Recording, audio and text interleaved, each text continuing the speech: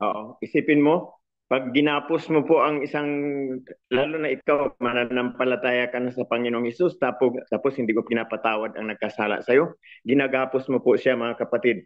Hindi po siya natatahimik at siya mga kapatid ay hindi nakakatulog ng maayos at siya din po mga kapatid ay hindi pagpapalain.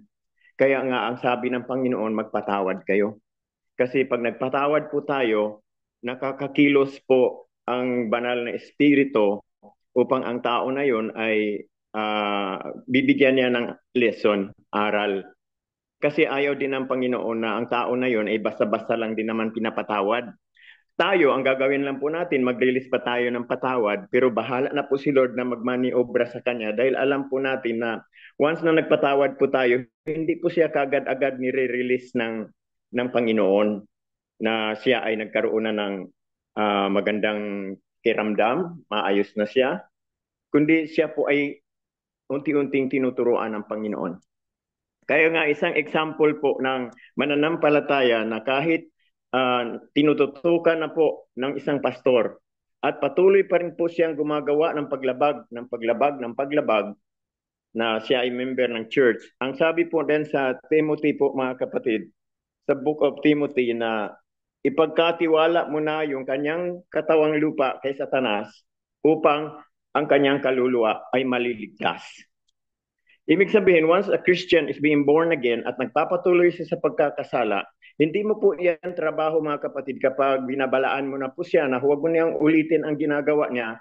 Minsan dadating po ang pagkakataon na siya po ay mapapahamak at minsan nga dumadating po sa punto na siya po ay uh, hindi lang napapahamak kundi siya ay na-aksidente o namatay sa mga ganitong klase ng sakit. Pero ang purpose po ni Lord doon para po siya ay iligtas. Pagdating ng araw na babalik ang Panginoong Hesus, doon po sa aklat po ng 1 Thessalonians chapter 4 verse 13 to 17. Yun po ang hiwaga doon mga kapatid. Ang pagkakaiba lang po doon, siya po ay walang reward. Walang reward sa heaven. Kasi hindi siya nagpapatuloy at bigla siyang namatay. Siya po ay ligtas pa din, pero ang ibig ko lang sabihin, kinuha ni Satanas yung kanyang buhay, pero yung kanyang kaluluwa ay mapupunta sa Panginoon dahil siya ay born again. Amen? So napakaganda po ang ginawa ng Panginoon kay Sister Jelay, bagamat mabigat po yung kasalanan na nagawa ng tao sa kanya. Pero dahil ano po ang ginawa niya? Sinikap niya na makalapit sa Diyos. Alam ko hindi kaya ni Sister Gilay magpatawad dahil likas po sa ating lahat ang hindi nagpapatawad. Nung magkasala po si Adan at Eva mga kapatid, in-expose po ni Satan ang ating mga sarili. In-expose niya ang lahat ng ating mga sarili na nahihiya tayo sa Diyos. We feel guilty. Guilty po si Adan at Eva, nagtago po sila. At sa pagtago po nila mga kapatid, hinahanap pa rin po sila ng Diyos. At ang sabi ng Panginoon Diyos, doon sa Genesis chapter 3 verse 8, where are you? Nasaan ka? Bumalik ka. Parang ganon. So, si Satan po, ang trabaho po niya, i-expose po niya tayo sa kahihiyan. Kaya nga ang ating Panginoong Hesus namatay doon sa krus, hubot-hubad, kinuha niya lahat ng ating mga kahihiyan. Siya na po ang nilagay po na dinisplay po siya doon na kahiya-hiya para tayo po ay mapagtakpan at tayo ay matapagtakpan ng Diyos at tayo ay wala na pong shame, wala na po tayong guilt at umarap tayo sa ating Diyos dahil tinanggap po natin si Jesus as Lord and Savior. Ang idadagdag ko lang po doon kay Sister Jelay, katulad po ni Mark, si Mark po mga kapatid, isa pong apostoles na naging kasama po ni Apostol Pablo. Nagkamali po si Mark, siya po ay sa pagdating po sa evangelism, siya po ay may ginawang hindi maganda, hindi po siya nagpatuloy. Kaya nung nagkaroon pa ng pagkakataon na pumili sila Bernabe, si Silas, nang maging makasama sa evangelism 2 by 2, hindi po pinili ni Apostol Pablo uli si Mark. Sabi niya si Mark ay may bahid na sa akin yan. So nakita po natin na si Apostol Pablo nung time na yun hindi nagpatawad. Pero merong isang taong sumalo at ang sabi ng isang tao na hayaan ibigay mo siya sa akin, isasama ko siya sa ministry. Nung tinanggap po yun ng isang kasamahan ni Apostol Pablo, doon po namulat sa kanya ni Apostol Pablo na kung ako nga makasalanan, ako isang murderer, mamamatay tao, pinatawad ako ng Diyos, ba't hindi ko mapatawad ang tao na yun? So binati din po niya si Mark. At alam nyo, dahil nirelease na si Mark sa pagkakasala, si Mark po ang naging contributor ng 4 Gospels. Isa din po siya sa nag-contribute sa Gospels. Si Matthew, na isang tax collector, na kung saan sabi nga matindi ang kasalanan ng tao na ito, di po ba? Na sabi nga niya, Lord, kung ako po ay may nadaya, ibabalik ko po siya 4 beses. Kung ako po ay may naluko ng 400, ibabalik ko po sa kanya times 3 o times 4. Di po ba na ang Panginoong Hesus nagsabi sa kanya, sa tahanang ito pumasok ang kaharian ng Diyos. Dahil ang isang tao na before belongs to the kingdom of God asked for forgiveness and he was forgiven. Pumasok po sa tahanan ang kapayapaan, pumasok po sa tahanan ni Matthew ang kasaganaan. Ganon po tayo mga kapatid, nagpatawad po tayo. Marami pong blessings na we welcome. Si Rahab po na isang prostitute mga kapatid, na lilipulin na po siya doon sa siya po nakatira sa city of Jericho. Time na yon, sa panahon ni Joshua, lilipulin na po ng Diyos ang city ng Jericho para ibigay sa mga tao sa Israel. At isa si Rahab na nakatira doon sa may pintuan ng bayan, sa may gate. Ang ginawa po niya, nagpahiwatig ang Diyos sa kanya at kinupkup niya yung mga espeya. Kinukup niya yung mga espeya at siya po ay iningatan ng mga umatake sa Jericho.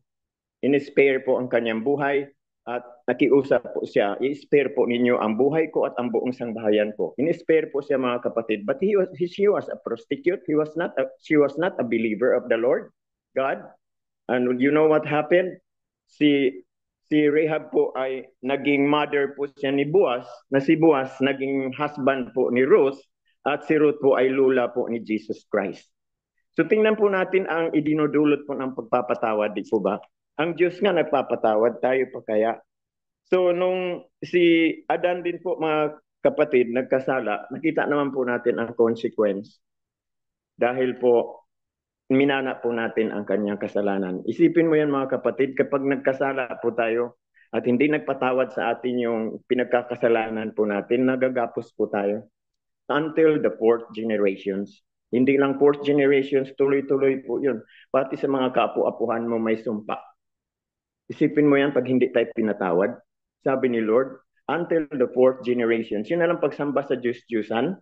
Kung hindi po tayo humingi ng tawad sa Panginoon at hindi tayo napatawad, hanggat ika-4 na salit-salin lahi po natin ay nasa sumpa ng forgive me isa sa mga sumpa ng pagsamba sa Diyos-Diyusan kung hindi tayo napatawad ng Panginoon ay yung kasarinlan po, yung hindi alam ng tao ang kanyang kasarian. Kung siya po ay lalaki at babae, dahil po siya ay sumamba siya sa creation, sumamba siya sa Diyos-Diyusan, at pumapasok sa kanyang mind ang confusion kung lalaki ba siya o babae ba siya, at nagkaroon po siya ng feeling sa kapwa niya lalaki. Kaya yan po ay isang sumpa, yung pagiging homosexual at saka lesbian. Kita mo ang ating bansa ay napakarami pong ganon, no? So, I'm not condemning people, pero isa po yan sa ibinunga po. Katulad ng Sodom at Gomorrah ay nilipol po yan ng Diyos dahil nandoon po yung bunga ng kasalanan doon sa lugar na yun. No? Marami silang homosexual at saka lesbian. So, doon po sa 1 Corinthians chapter 5 verse 5, yun nga ang sabi ko sa inyo mga kapatid, kapag hindi po tayo nagpapatawad, minsan hahantong po tayo mga kapatid na nadidisgrasya tayo, ang isang tao no, nadidisgrasya na hindi nagpatawad. Mamamatay po siya kahit siya Christian mga kapatid. Mamamatay ang kanyang katawang lupa pero ligtas pa rin po siya. Ang problema lang mga kapatid ay hindi po siya magkakaroon ng reward sa langit. Di po ba? So, may mga born again po tayo na mga kasamahan na minsan katulad ng dalawa kong pinsan na patuloy po namin binabalaan na huwag na po kayong magbabarkada ng mga hindi mananampalataya. Huwag na po kayong sumuway sa mga magulang nyo.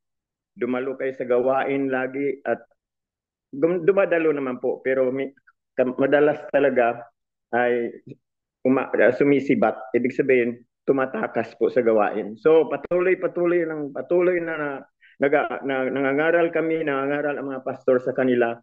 Sila naman po mga kapatid ay labas-pasok din sa church. So nangyari po na disgrasya sila isang gabi, namatay po sila. So ibig ko lang sabihin, totoo ka nga sa mga salita mo, Panginoon, na nagpapaalala kami, nagpapatuloy sila. So sabi nga ni Apostol Pablo sa 1 Corinthians chapter 5 verse 5, iintriga mo ang kanyang katawang lupa kay Satanas upang ang kanyang kaluluwa ay maliligtas sa pagdating ng Panginoong Hesus. Huwag po nating hayaan na ganun mga kapatid. Gumawa po tayo ng hakbang na paalalahanan po yung mga tao na nakikitaan natin na in-expose na po ni Satan ang kasalanan sa kanila. So, Amen. yun mga kapatid, huli-huli na lang po ang aking sasabihin sa inyo. Sa Book of Jonah, si Jonah po kaya siya lumabag sa Diyos dahil po alam niya mortal nilang kaaway ang Nineveh. The Ninevites are mortal na kaaway ng Israel. Dahil ito po yung mga klase ng mga barbaric po sila. Pag sila po ay nakapasok sa lugar ng Israel ay grabe sila mga kapatid. Murderer sila, kung ano-ano mga ginagawa sa mga bata, mga babae, mga rapist sila mga kapatid. Kaya nagagalit po si Jonah nung sinabi ng Panginoong Diyos na pumunta ka sa Nineveh at sabihan mo sila na 40 days from now, God will bring judgment to Nineveh. Amen?